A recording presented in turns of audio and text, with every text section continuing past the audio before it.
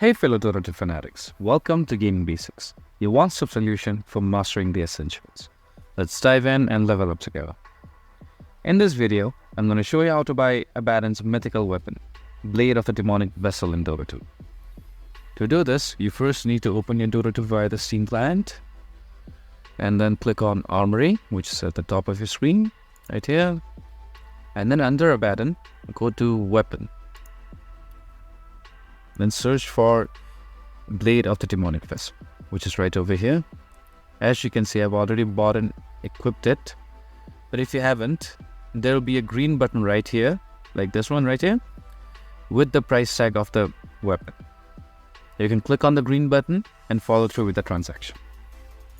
If you found this video helpful, please give us a thumbs up. And if you have any questions for us, please feel free to mention us in the comment section down below. Also, don't forget to hit that subscribe button and ring the notification bell so you never miss out on our latest guides and tutorials. This has been your host Cease. Happy gaming!